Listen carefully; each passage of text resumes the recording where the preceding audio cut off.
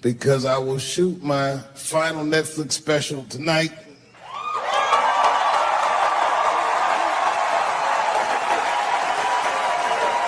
That's right. And after this shit, it's time to make America wait again. I've done too well.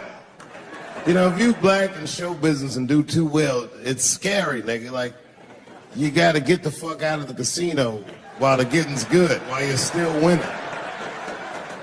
You don't walk away from the table, that's how niggas get Kevin Harted. You already know. That's my man. I'm just saying, if he got a sex tape out, well, it's just a matter of time for me.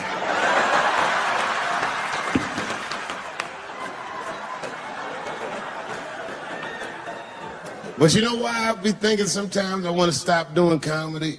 And you know, I don't want to sound like a braggart saying this, but the real like reason I want to stop is because I'm too goddamn good at it.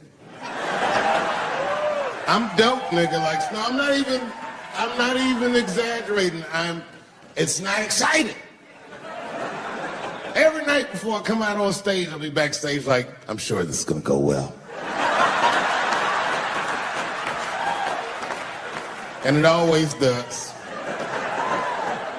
I'm so good at writing jokes, and this is not even an exaggeration. I actually write jokes backwards. I will write a punchline with no particular setup in mind. I'll just put it on a scrap of paper, and I'll throw that scrap of paper in my fishbowl. I have a fishbowl in my house filled with random punchlines. And every once in a while, I'll shake the bowl, and I'll dig in there and just pull one out and see if I can make that shit work. And I picked one for this special. It's not an easy punchline to pull off. Are you ready? Here it goes. The punchline is, so I kicked her in the pussy.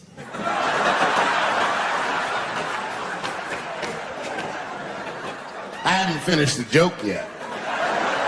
I just know whatever happens in the beginning of the joke, at the end of the joke, for some reason, I'm gonna kick somebody in the pussy.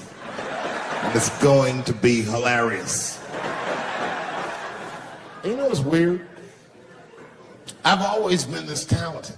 I can't remember a time when I wasn't. You know, when I was growing up, I was probably about 8 years old, and at the time, we were living in Silver Spring. Yeah. Yes. Common misconception about me in D.C. A lot of people think I'm from the hood. That's not true. But I never bothered to correct anybody because I wanted the streets to embrace me. As a matter of fact, I kept it up as a ruse. Like sometimes I'll hang out with rappers like Nas and them, and these motherfuckers will start talking about the projects. Yo, it was wild in the PJs, yo. And I'll be like, word, nigga, word. But I don't know. I have no idea. My parents did just well enough so that I could grow up poor around white people.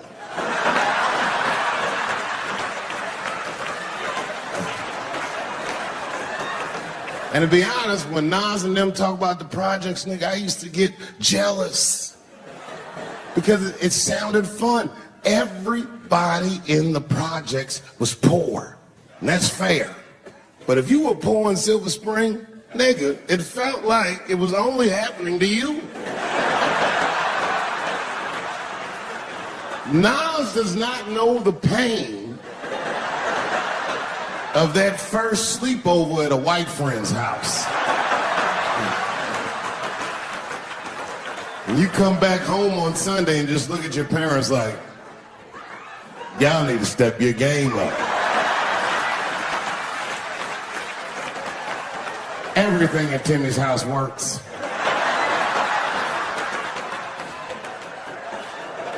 Remember the first time you saw that? The cold winter, And to be at a white friend's house and see the motherfuckers in their living room without their coats on.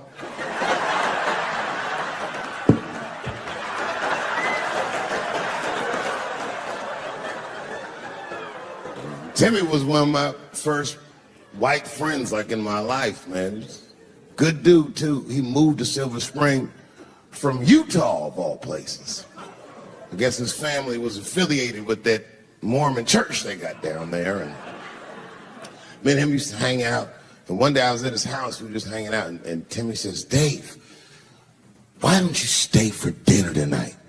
I said, oh, man, I'd love to, but I can't. If I'm not home before dark, my mother will kill me. That was a lie. My mother had several jobs. I hadn't seen her like 3 or 4 days. And the only reason I lied to Timmy was because at that point in my life, it was my experience that white dinner wasn't delicious.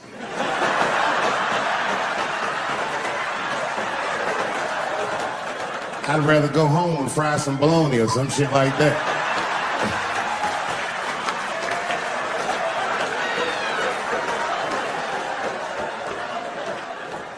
But then old Timmy threw me a curveball I wasn't expecting. He said, well, it's too bad you can't stay, Dave, because Mom made stovetop stuffing.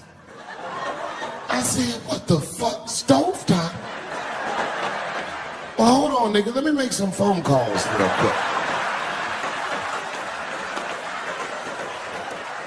I had seen that commercial so many times, I had dreamt of getting my hands on some of that stovetop stuffing. And finally, I met a motherfucker that actually had a box of stovetop in the house. I couldn't miss this opportunity, so I pretended to call my mother. And then I came back and I said, Timmy, you're not going to believe this great news. Mom said I can stay. And he said, fantastic. He said, why don't you come with me and we'll help set the table and then we can say the blessing. I had no interest in setting this motherfucker's table or saying these crazy-ass Mormon prayers. I just wanted that goddamn stuffing. So I told Timmy, I said, you know what? I'd love to help, but let me go wash my hands first. My plan was simple. Wash my hands slowly, and by the time I'm done, the table will be set, the blessing will be said, and all that there will be left to do is eat. Went to the bathroom. I washed my hands very slowly. I must have been in there for about 10 minutes. And suddenly, one of his mothers came to the door.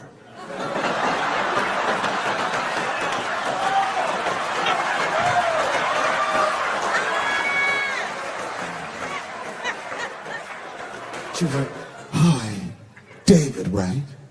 I said, yes, ma'am. She said, Timmy tells me that you're planning on staying for dinner. I said, I hope that's not a problem, ma'am. She says, no, it's no problem. In fact, we'd love to have you. It's just that we weren't expecting company. And I'm afraid there's not enough stovetop stuffing for everybody. So I kicked her in the pussy. Bam! Ladies and gentlemen, I told you I'm dope, nigga. I told you what I was gonna say, and you still didn't see it coming. That's why I make the big bucks.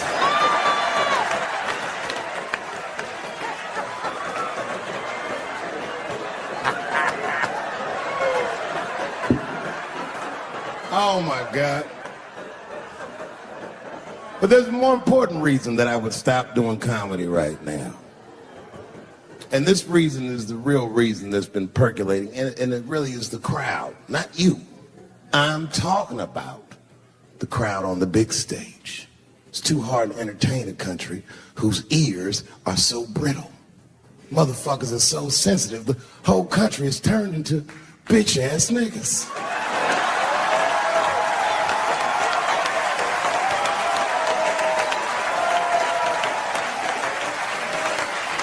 Everything you say upsets somebody.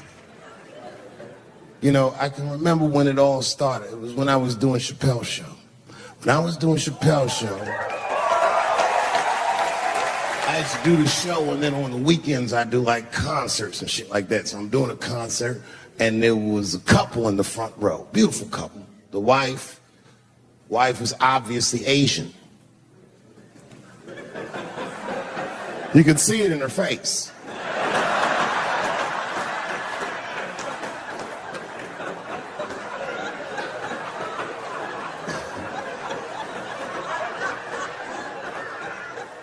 The husband, this motherfucker was mysterious, to say the least. Couldn't quite pinpoint where he was from. Caramel-colored fella, very nice hair, but he could have been from anywhere. Bangladesh, Mexico. I can't guess with a nigga like this. All I knew for sure about this guy is that his wife was a bitch. I could see that in her face, too.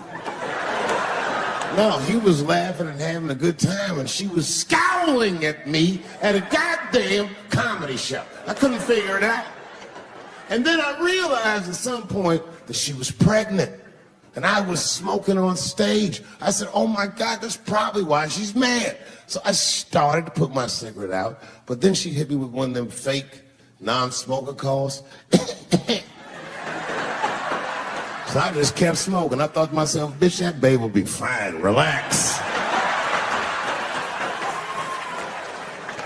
And I tried to break the tension. I just asked her. That's all I said. I go, hey, where are you guys from anyway? And I could tell that she was on to me. She goes, very condescendingly, she says, I'm from California. If you're asking my ethnicity, I am Chinese. And her husband was just cool about the shit. He was like, I'm Mexican, bro. I said, well, I'm sorry if I offended you by asking, but you're a very beautiful couple. And miss, there's no question that you're gonna give birth to the hardest working baby this world has ever seen.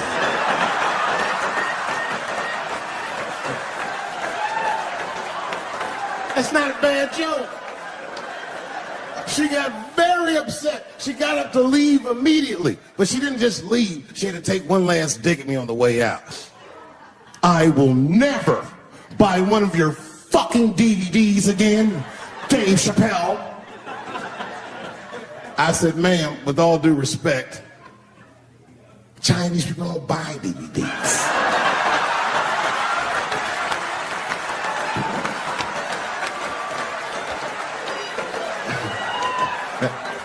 And the crowd went crazy. We were all laughing, having a good time. I didn't even think anything of it.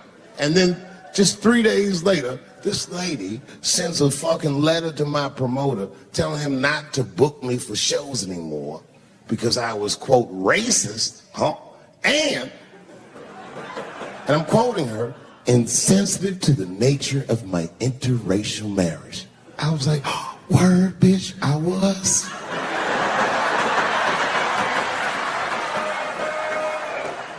If she had just done a little bit of research, she would know that I myself am in an interracial marriage.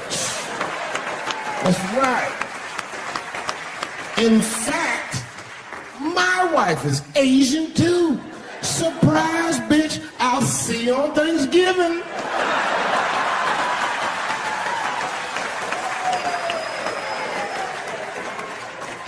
But my wife's not Chinese. She's Filipino. That's right. And our kids are Puerto Rican somehow, so there you go.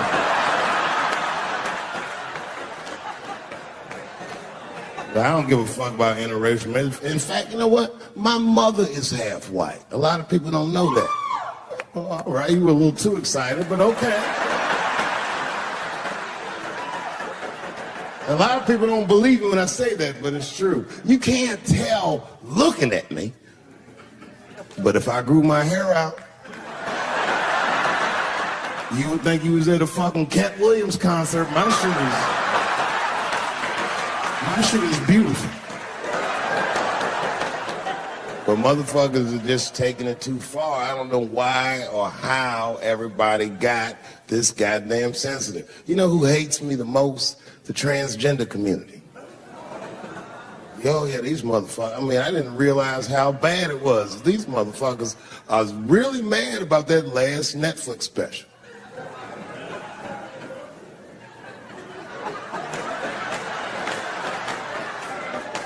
It's tough, man. I don't know what to do about it because I like them. I always have.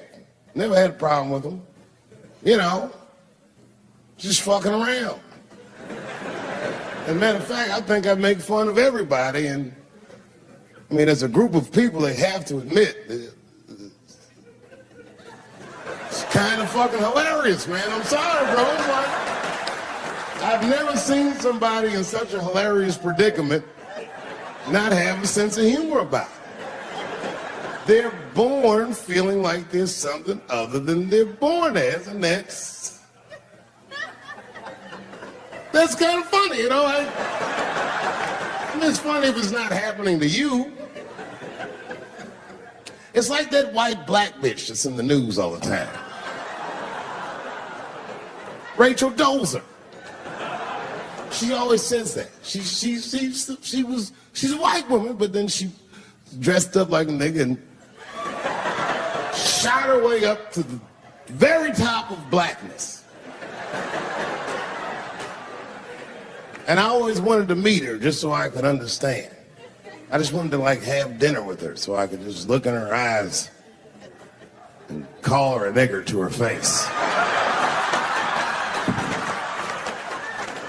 The fuck is that bitch talking about? I identify black. That is trans talk, lady. Stop biting. Stop biting. There's a big difference between her and a trans. The difference between her and a trans is I believe transgenders. I don't understand them either, but I know they mean what they say. Them niggas cut their dicks off. That's all the proof I need. I've never seen somebody just throw their dick away. Don't need it.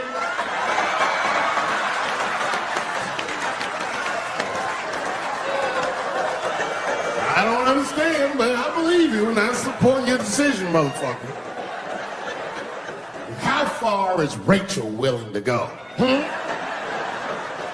What is Rachel willing to do so that we blacks can believe that she believes she's actually one of us?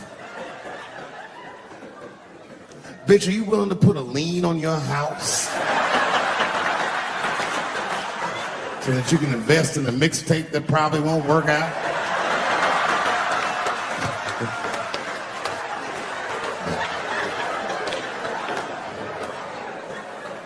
She didn't even change her name. Didn't even change her name. Her name is Rachel. I can't believe in that name. If you want my support, you're gonna have to change your name to the blackest shit I've ever heard. But you're gonna have to change your name to Draymond Green. I don't know a blacker name than that. This shit is black on paper. If you type Draymond Green into Airbnb, that shit will log off automatic.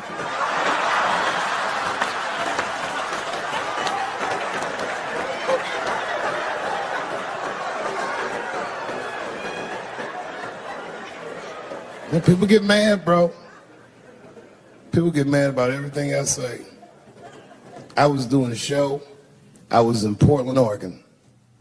And I was checked in a hotel under the name Charles Edward Cheese.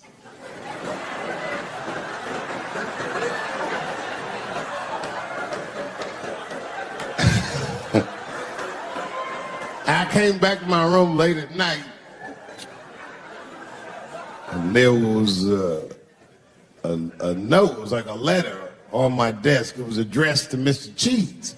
So obviously, I'm going to assume that whoever wrote this letter must be an intimate friend of mine. This is not some kind of name that a person would just guess. But then I open the letter, and it turns out I don't know this person at all. It's a fan letter. You know, I'm not even used to the idea that I have fans, but I'm grateful for it.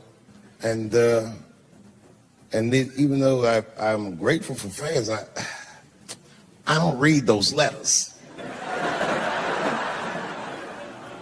Be nice if I did, but realistically, it's like, what am I, Santa Claus, nigga? I don't have time for this. Like, got shit I want to do. I'm trying to chill. Read all these dreams and wishes from strangers, but I read it. I'd already opened it. So I just read the whole letter. And you know what, man? Whoever wrote this letter truly loves me. I mean, they were really fucking nice in the letter. And then they described to me what it was like to come to the show, how excited they were, how much fun they were having. And then they said that when I got to my jokes about transgenders, that they were, quote, devastated. Because it turns out that whoever wrote the letter was transgender. Now I'm going to be real for a second. As a policy, you got to understand, I never feel bad about anything I say up here.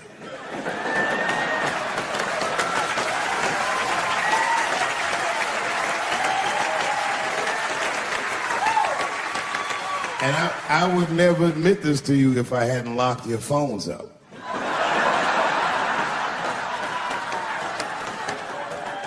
But it was the weirdest thing. Like when I read this letter, this shit made me feel bad. I didn't feel bad about what I said, you understand? I felt bad that I made somebody else feel bad. To be honest, I don't even know what I said that upset that person. I have so many transgender jokes.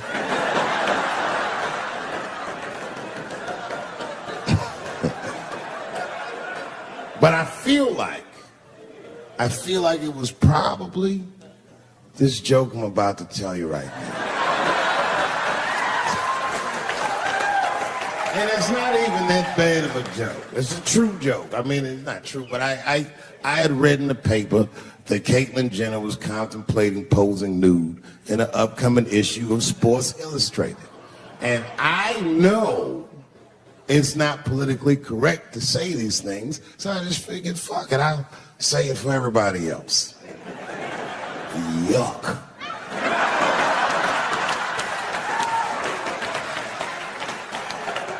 You know, sometimes I just want to read some stats. I don't know why you're going to cram some man pussy in the middle of the sports page like this. I just didn't think that was the place for it. But I wasn't saying anything like Caitlyn Jenner's a bad person. I'm not mad at her for doing it. Not even mad at Sports Illustrated. If I'm mad at somebody, I'm probably just mad at myself. You understand? Because deep down, I know that I am not strong enough to not look at those pictures.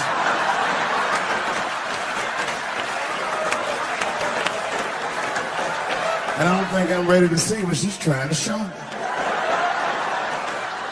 So Caitlyn, goddamn, if you go through with this thing,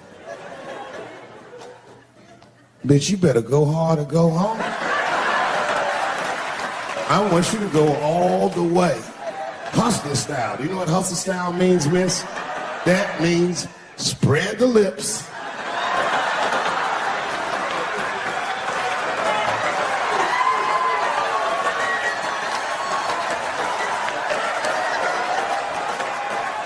I hope she spreads her lips and there's an itty bitty dick inside. Ah! The show is behind the curtains.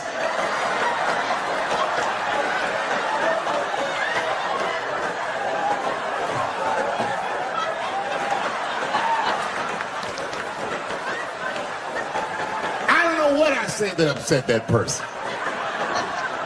But I'm going to tell you something. When I read that letter, in the moments after I read it, I did something that many black men in America do not have the time or the money to do.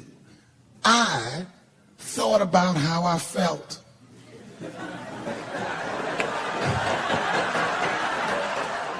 Asked myself a very basic question that I don't think I ever directly contemplated. I said, man, Dave, if you're writing all these jokes, do you have a problem with transgender people? And the answer is absolutely not. The fuck do you guys think I am? I don't understand all the choices that people make. But I do understand that life is hard and that those types of choices do not disqualify you from a life with dignity and happiness and safety in it.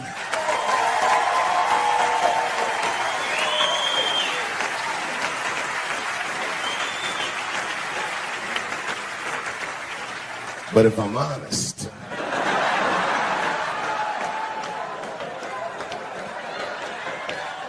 my problem has never been with transgender people.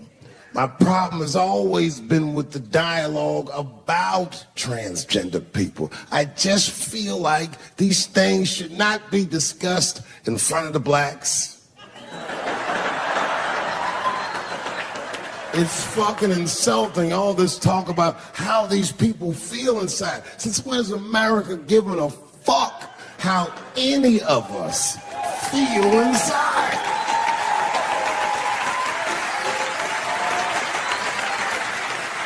And I cannot shake this awful suspicion that the only reason everybody is talking about transgenders is because white men want to do it. That's right. I just said that. If it was just women that felt that way, or black dudes and Mexican dudes being like, hey, y'all, we feel like girls inside, they'd be like, shut up, nigga. No one asked you how you felt. Come on, everybody, we have strawberries to pick.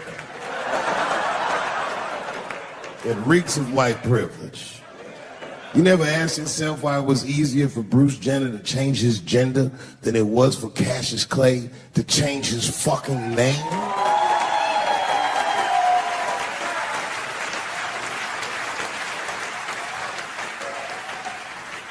And if I were to be brutally honest,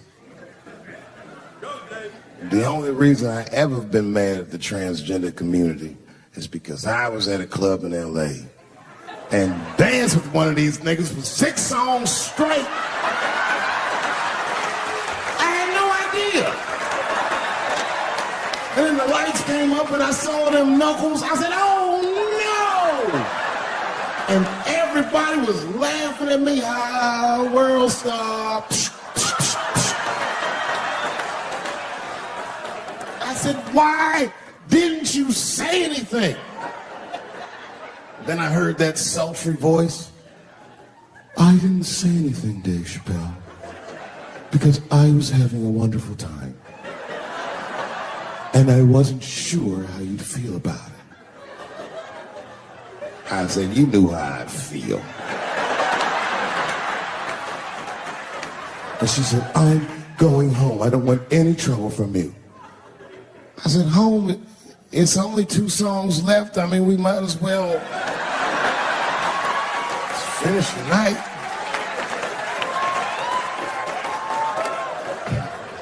And we ended up having breakfast together. Oh, grow up, that doesn't make me gay. I just titty fucked her.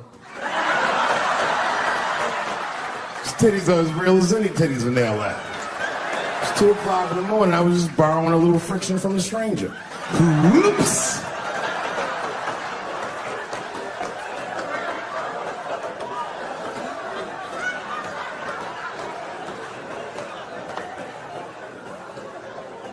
It's the madness of youth. It's the types of mistakes that a man makes when he's young. I wouldn't even know that it's necessarily a mistake. It was a wild night out. But I don't do it like that anymore. I'm old. I'm 44 now.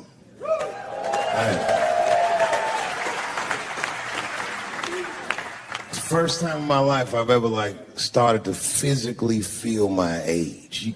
It's tough, man. You know how I'm getting old? This is embarrassing, but I was in my hotel room. I'm not gonna lie, I was jerking off, and I was really sweating it out. And this is when I knew I was old. I just gave up in the middle, like nothing even happened.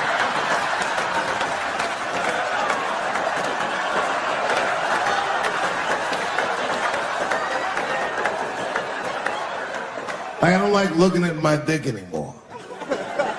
My dick looks distinguished. It's old, an old looking dick. It's got salt and pepper hair all around it. My dick looks like Morgan Freeman in the 90s. Without the dots. My dick narrates. Dave pulled me out and started jerking me around but not with the same vigor as when he was young. He and I both knew nothing was coming out.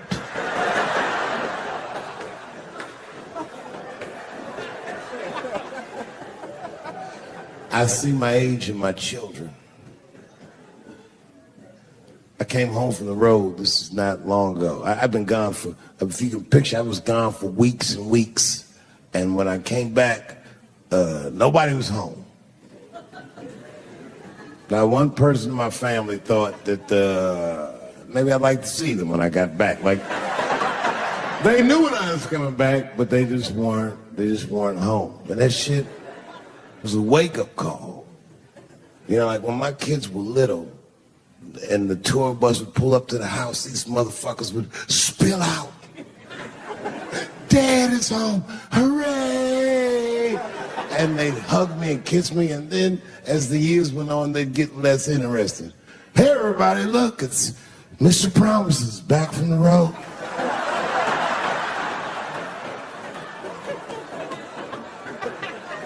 But empty house, that's some cold shit. And I went into my oldest son's room. I was like, hello, hello. He was gone. And I'd never done this to him before, but for some reason I just did it. I just looked through his shit. Just to see who this motherfucker was becoming. And I found these notebooks and I started going through the notebooks and it was all this wonderful poetry in them. Written in his handwriting. I didn't even know this nigga wrote poems. And then I looked through his drawers and I opened up his middle drawer and I found this rolling paper. And I looked down at them papers like, oh, that's where that poetry's coming from.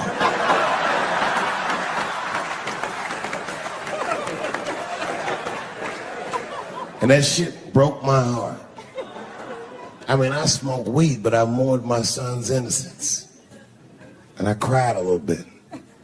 And I took his papers upstairs in my room. Rolled some weed that I'd hid from the family.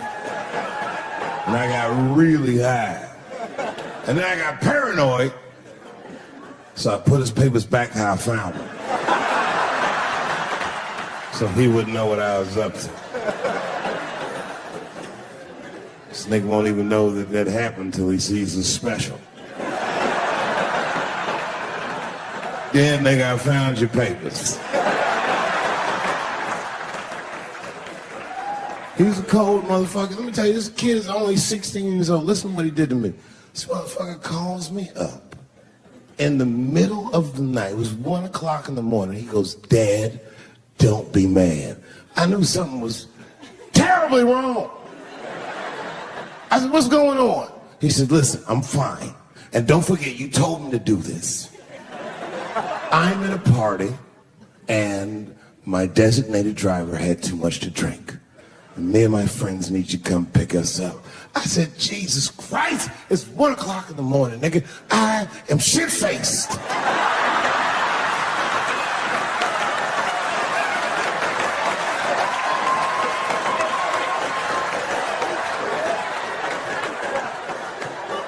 But I figured, fuck, it's better me than some kid.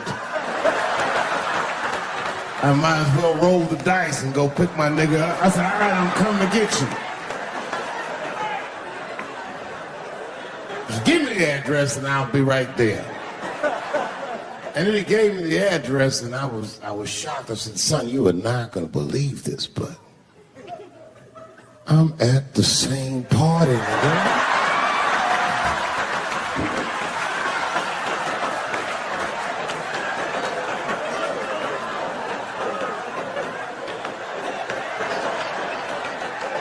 They grow fast, don't they? Can I ask you a weird question? I don't want to make you feel uncomfortable. You don't have to answer it, and if it doesn't go well, we'll just edit it out anyway. Is it weird to be the only white people in a row?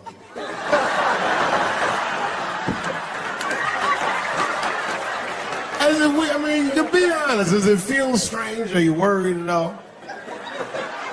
Give me your money, motherfucker. This guy got ice in his veins. He didn't even buckle.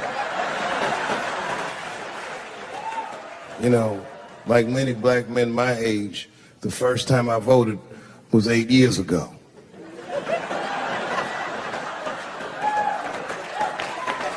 Yeah. I saw Obama on TV and said, oh, I'm voting for this nigga.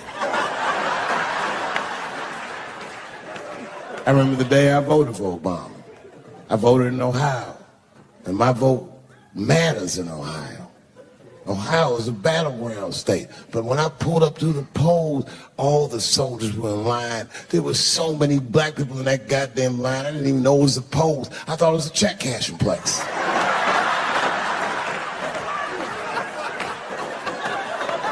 We were hugging each other, and old people were singing hymns and spirituals and shit. It was like the OJ verdict times 10 or some shit. I've never seen black people that happy. 8 years later, I'm pulling up to the polls again. This time I'm driving a brand new Porsche because the Obama years were very good to me.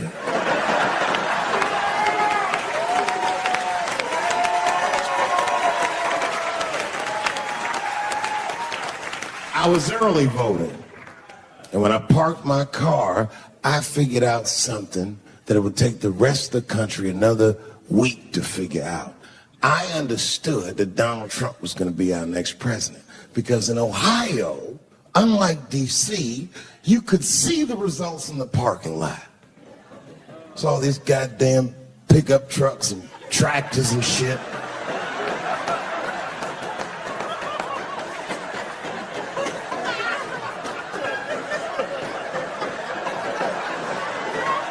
And then I walked up and I saw a long, long line of dusty white people.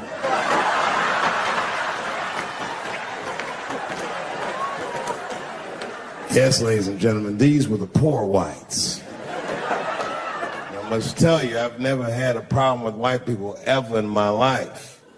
But full disclosure, the poor whites are my least favorites. We've gotten a lot of trouble out of them. And I've never seen so many of them up close. I looked them right in their coal-smeared faces. And to my surprise, you know what I didn't see? I didn't see one deplorable face in that group. I saw some angry faces and some determined faces, but they felt like decent folk. No, they did. In fact, I'm not even lying, and I didn't sound fucked up, but I felt sorry for them. I know the game now.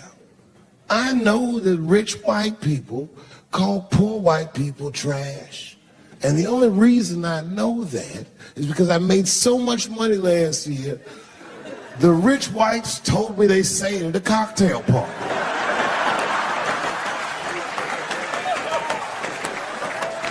And I'm not with that shit. And I stood with them in line like all of us Americans are required to do in a democracy. Nobody skips the line to vote. And I listened to them. I listened to them say naive, poor white people things. Man, Donald Trump's gonna go to Washington and he's gonna fight for us. I'm standing there thinking in my mind, you dumb motherfucker.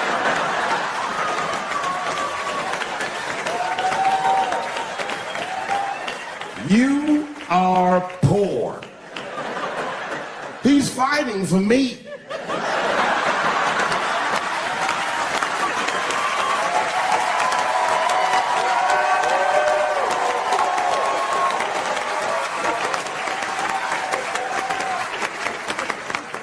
And And they all looked at me. They could tell who I was voting for just as easily as I could tell who they were voting for.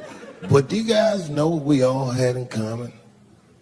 Not one of us, not a single one of us, looked like we felt good about what we had to do in that booth. We were just doing our goddamn duty.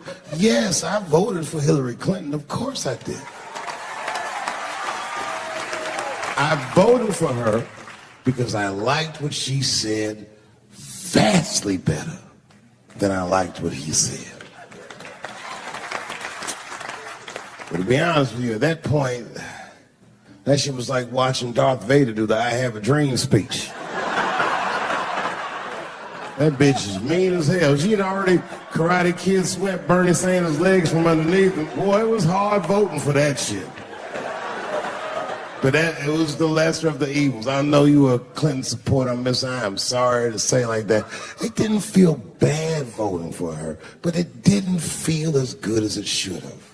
She was gonna be our first woman president. They were gonna make coins out of this bitch.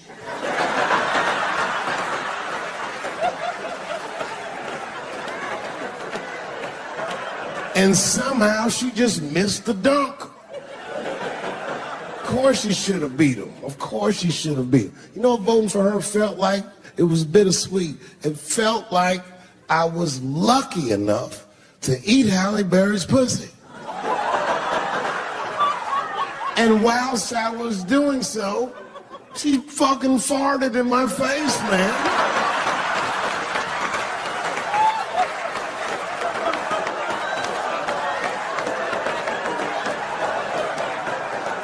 Now you understand, I'd still do it. But boy, I wish she didn't fart in this great nation's face.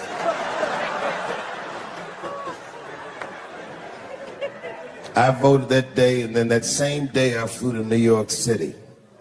I had work. That night I was in a comedy club in New York, and I said to an audience almost exactly what I just said to you. And I didn't know that there was a journalist in the room. And this journalist wrote an article. The headline of the article said, Dave Chappelle is an avid Donald Trump supporter. Yeah, I had no idea the paper said that. And you know how I found out? My wife called me from Ohio the next morning in a goddamn panic.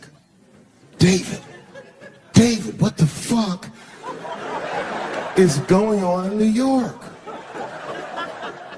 I said, I'm being good, but what have you heard?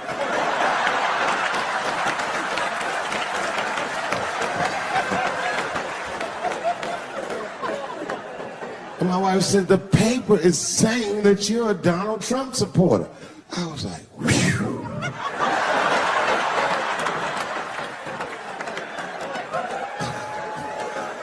I said, don't worry about that shit, baby. Nobody in their right mind would believe that. And she said, no, David, people believe it. And then she started reading the comments to me. Oh, they were terrible. All these black people call me all kinds of Uncle Toms and shit. I should tell you, buddy, this is a very serious allegation from one black to another. I was incensed. Uncle Tom? How am I Uncle Tom, nigga? You the one that reads the Observer? Anyway, all this shit goes down. And Saturday night rolls around, and now Trump is the president, and I'm hosting Saturday Night Live.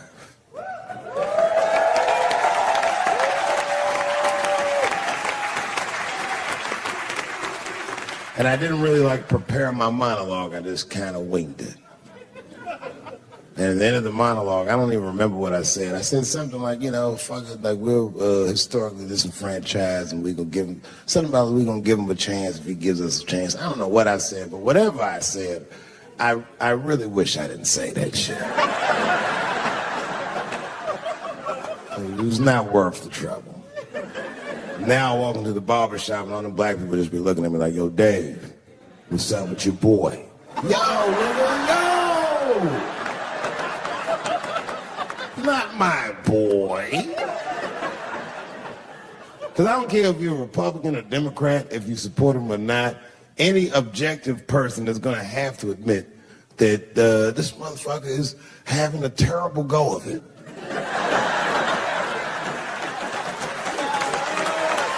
It really is. We've had presidents before that have done bad jobs, but this shit is worse than a bad job. It's scary to watch. Holy shit, it's like seeing a crack pipe in your Uber driver's passenger seat.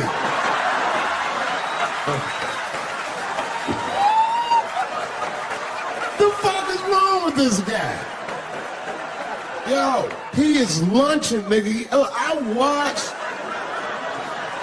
watched Donald Trump in a press conference, and this motherfucker had all the media gathered, and this nigga literally asked the media to their face to stop finding shit out. I was like, yo, this motherfucker is bugging. And then, I'm not even making this up, his lips started sweating. His lips. Have you ever seen a motherfucker's lips sweat? What the fuck is wrong with this nigga's lips? It's like if you're on a plane, right? You ever been on a plane? I get scared to fly. I do it all the time. I be scared on there. And sometimes the plane will hit turbulence. And then I get nervous. But I always look at the flight attendant, and she looks calm, and it makes me feel calm. But if that bitch's lips were sweating, it's terrifying. Like, yo, nigga, why are your lips sweating? What do you know?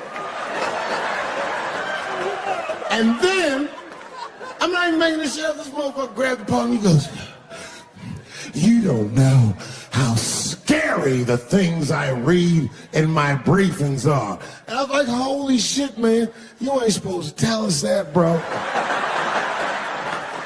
That's bad leadership. Even as a parent, you think I'm gonna sit my kids down? Hey, little man, come here real quick. I want to holler at you for a second. Yo, I'm 3 months behind on the rent, nigga, and I am worried. Very worried. Go to school and have a productive day, nigga. I was just thinking out loud, getting some shit off my chest. Like, what the fuck are you doing, bro? This is bad, man.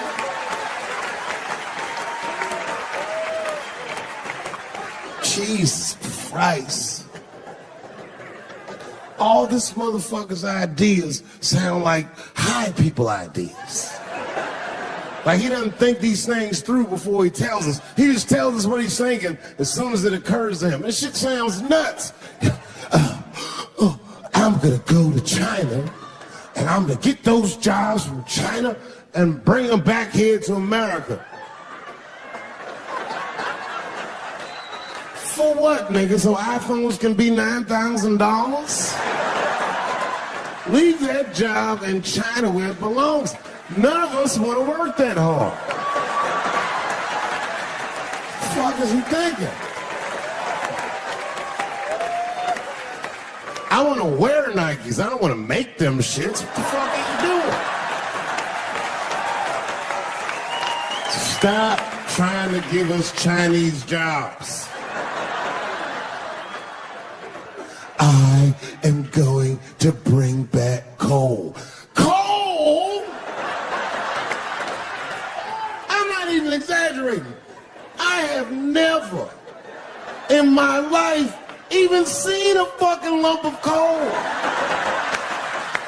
I honestly don't even know what coal is for. If you're gonna have motherfuckers digging around in the dirt looking for shit, find me some truffles, nigga. That's what I'm about. And these truffle prices are getting out of control. If it gets any worse, I'm gonna be back down to regular butter like everybody else.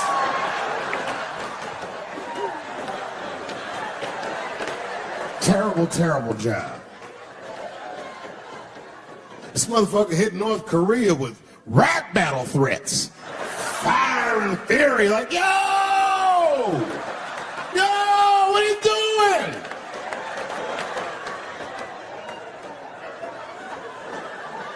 It's fucking Korea, man. Kim Jong-un is a scary motherfucker. He might be as crazy as Trump. Some scary shit. And if you one of them naive motherfuckers that thinks that a war with Korea is going to be easy, then you don't play Call of Duty at 3 a.m. like I do. Because that's when the Koreans play. Fucking 8-year-old Korean kid took out my whole goddamn platoon last night.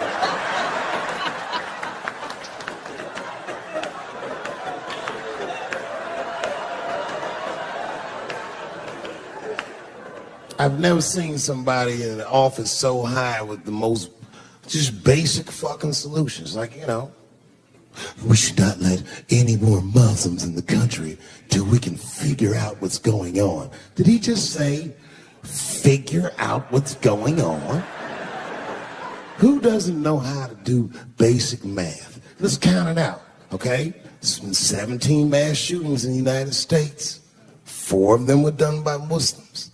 None of those 4 Muslims were from any of the 7 countries in your stupid ass original band.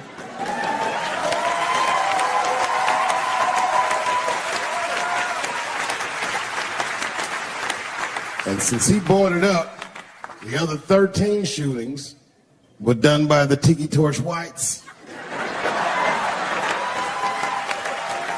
These are facts. And you don't see me trying to ban white people from the show to keep the rest of the audience safe. It's a fucking terrible idea because it's mean and it's racist. And most importantly, it would be catastrophic to my bottom line. If there were no white people here tonight, I might leave this bitch with $1,800. This man needs to realize that we all need each other. And that's why we will never, ever be able to beat China. Because everybody in America is racist, and everybody in China is Chinese. This motherfucker called it all wrong. And don't believe the media either, because as all this shit is happening, the media is trying to make us believe that the extremities amongst us are the norms. We can disagree, that's fine. And most of us are keeping a cool head about this shit. You know what I mean? Americans generally respect one another's beliefs, even if they don't share those beliefs. I know I do. I respect everybody's beliefs except Amish people. Because they're the only ones that I can say clearly their God is wrong. The speed limit is 75 miles an hour in Ohio, and 1 lane of traffic is blocked by a goddamn horse and buggy. Nigga, your God is ridiculous.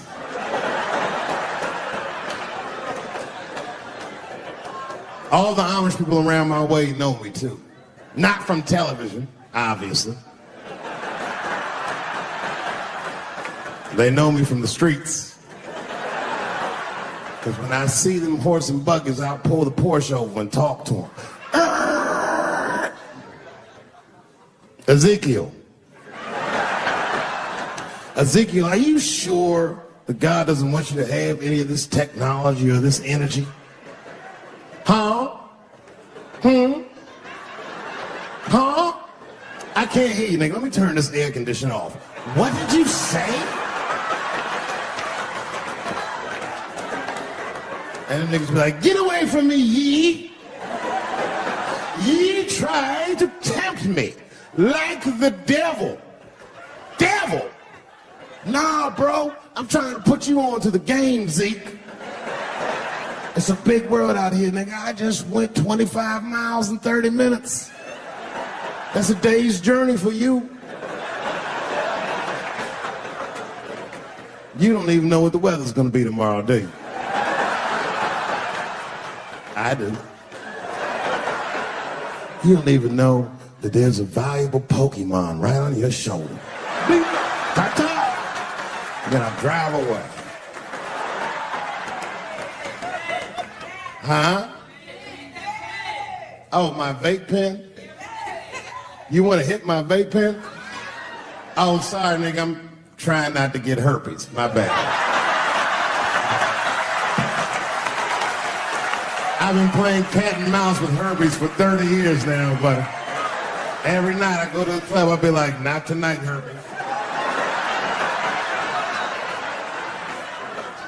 No disrespect. I'm not saying you have herpes. I'm just saying 1 out of 5 people do. So let's just all be careful around this motherfucker and make sure that we leave with the lips we came with.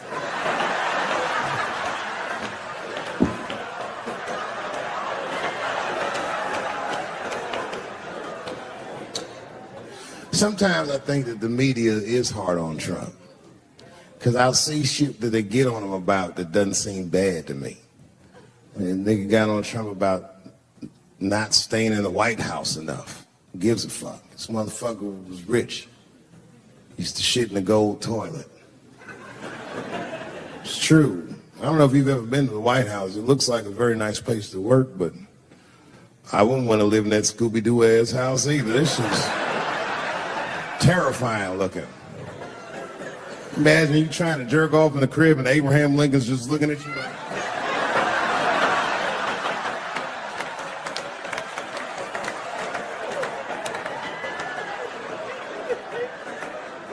Shit, Bush didn't stay there either. He was rich too. He was like, fuck that, I'm going to my ranch in Texas.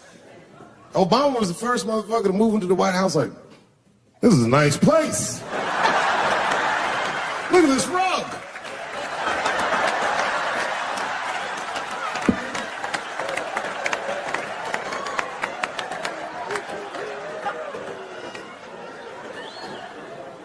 The media got on him about putting Jared Kushner in his cabinet, and I didn't think that that was the worst thing he'd done. I mean, it was still early, and I mean, it's not unprecedented. Kennedy had his brother as the attorney general, right? And this motherfucker's a Washington outsider. To be honest with you, I'd probably do the same thing.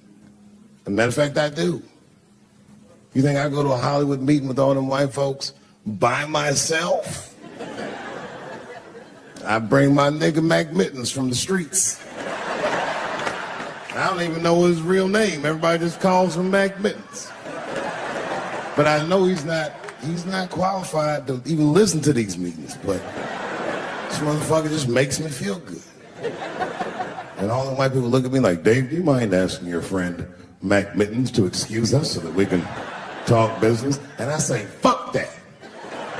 Anything you say to me, Mac Mittens can hear that shit. And he listened to the whole meeting. And when they done talking, I just look over at Mac Mittens, and if he gives me the signal, meow, meow, I'll sign the papers. It's a gut check. Well, how about this one? Remember when it was the day after the election, and the president of Taiwan called Donald Trump to congratulate him? And Donald Trump, of course, took the call and talked to the president of Taiwan. The problem with that was Taiwan doesn't have a president. The United States functions on what they call a one China policy, and Taiwan is a renegade province of said China. And Donald Trump didn't know that and picked up the phone and started yammering away, and the media ate his ass up. And I'm not gonna lie, I was laughing like shit. I was like, oh shit, this dumb motherfucker is in trouble. And then that night, I was in bed drifting off to sleep, and then I had to admit it to myself. I was like, I didn't know that shit either.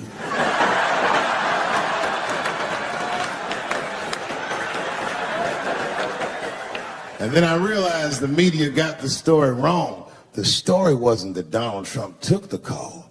The biggest story is that nobody told Donald Trump not to take the call. That's terrifying. God damn, nigga, you don't have a Mac Mittens on your team? This wasn't like they were calling the White House. They were calling the switchboard at Trump Towers, and they were getting through. Anybody. Mr. President, there's a Ricky Ticky Tabby on the phone for you? Yes, put him through. Hello, Ricky Ticky. Good to talk to you. Mr. President, there's a John Jacob Jingleheimer Smith on the phone. His name is my name, too. Put him through. Hello, John Jacob. Let's talk business.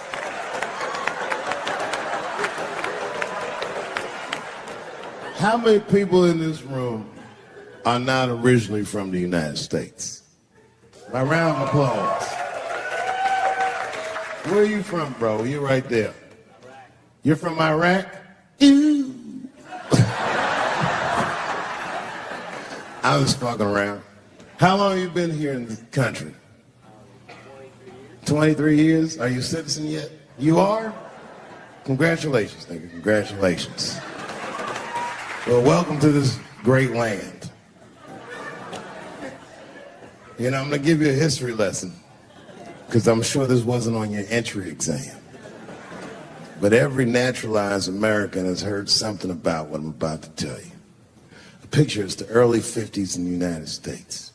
This 14-year-old boy goes down from Chicago to Mississippi to meet his extended family for the first time. He'd never been to Mississippi. And before he went, his mother said to him, very pointedly, she said, if a white man looks you in your eyes in Mississippi, look away. And I don't know what you know about black people from Chicago, but they're not a scared people.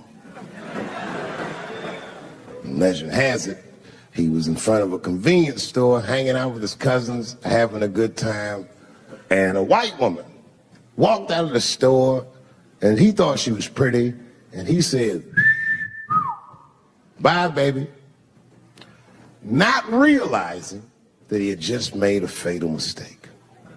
4 days later, a group of adult white men burst into this family's home and snatched a 14-year-old boy out of bed in front of his family that was powerless to stop them, and he was never seen alive again. His name was Emmett Till. They found his body maybe a few days later. It was in a creek, tied to a wheel so it would sink, horribly beaten and bloated. Hideous. And lucky for everybody in America, his mother was a fucking gangster.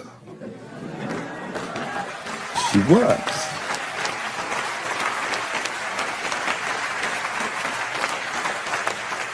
If you can imagine, in the very midst of a mother's worst nightmare, this woman had the foresight to think about everybody. She said, leave my son's casket open. She said, the world needs to see what they did to my baby. And every publication here in the United States, from Jet Magazine all the way to the New York Times, had this boy's horribly bloated body on its cover. And if our civil rights movement was a car, this boy's dead body was premium gas. This was a very definitive moment in American history where every thinking and feeling person was like, ugh, we got to do better than this. And they fought beautifully, and here we all are.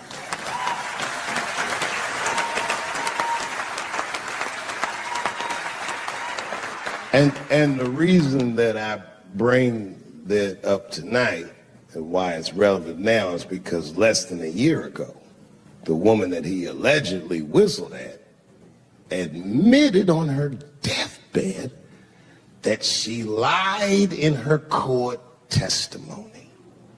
And you can imagine when we read that shit, we was like, ooh, you lying ass bitch.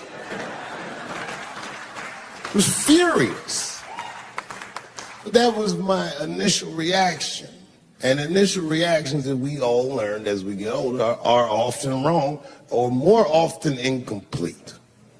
They call this phenomenon standing too close to an elephant. The analogy being that if you stand too close to an elephant, you can't see the elephant. All you see is its penis-like skin. You gotta step back and give it a better look. And on stepping back and thinking about it for a few moments, I realized that it must have been very difficult for this woman to tell a truth that heinous about herself at any point in her life, even the very end. And I was grateful that she had the courage to tell it before she left this world, because it's an important truth and we needed to know. And I said to myself, well, thank you for telling the truth, you lying ass bitch.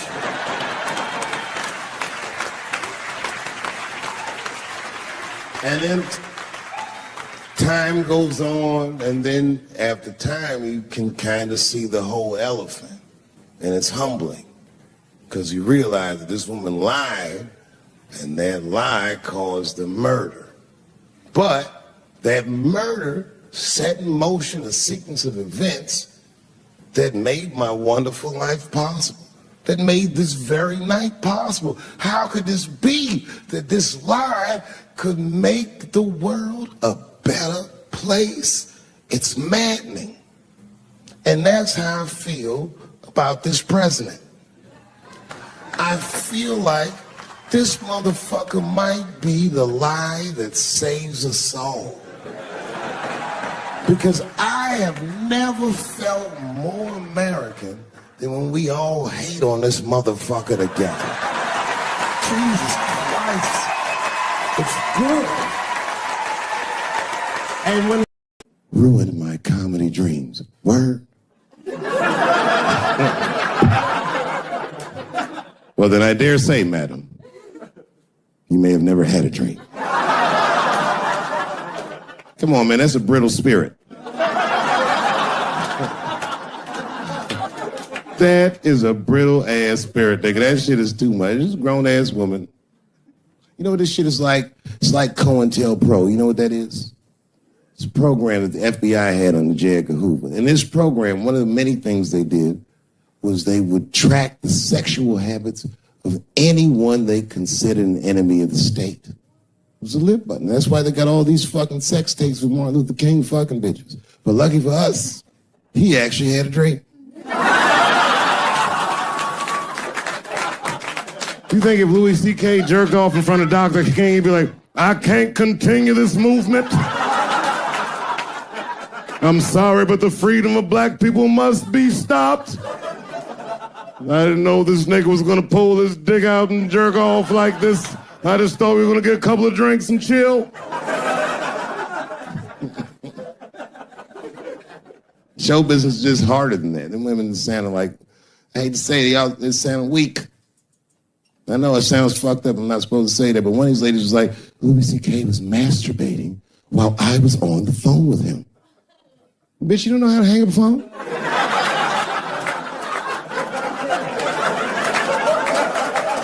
How the fuck are you going to survive in show business if this is an actual obstacle to your dreams? I know Louis is wrong, ma'am. I'm just saying I'm held to a higher standard of accountability than these women are. Don't forget who I am. Don't forget what I am. I am a black dude.